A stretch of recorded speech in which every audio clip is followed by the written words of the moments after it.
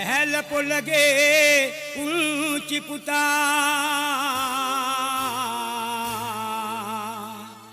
මද්දුම බණ්ඩාර යන නාමේ මද්දුම බණ්ඩාර යන නාමේ සිංහල ඉතිහාස පොතේ රංගුලිය වුණා එඩිතර හොඳ පුංචි පුතෙක් නක්මෑනිට නැති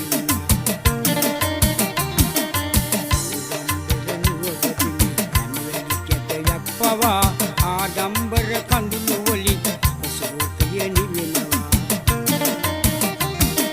සිංහල ඉතිහාස පොතේ රංගුලිය වුණා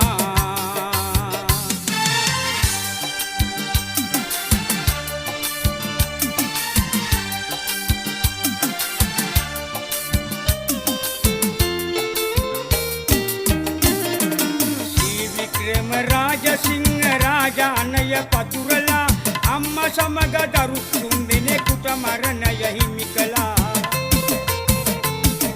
සිනා වෙලා අම්මා ළඟට මතුම වීරයා මැරෙනා ජැටි මම පෙන්නන්නම් අයියන්ඩිය කියා. සිංහල ඉතිහාස පොතේ රංගුලිය වුණා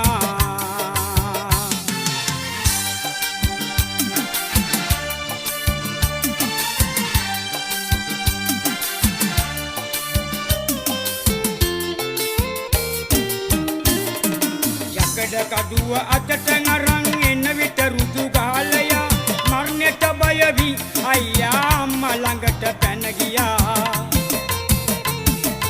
ඒ රජාගේ කූර ගතිය වීරලෙයින් පෙන්නලා මත්තුම බණ්ඩාරගේ ඉස කඩු පාරින් වෙන් කළා.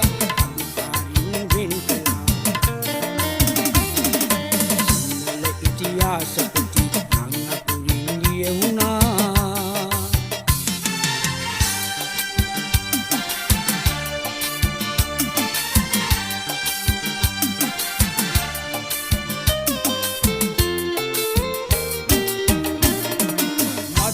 බණ්ඩාරගේ පොඩි පුංචි නංගි දෙස බලා වංගෙඩියක දාකොටන්නේ රජින්දා අනකලා.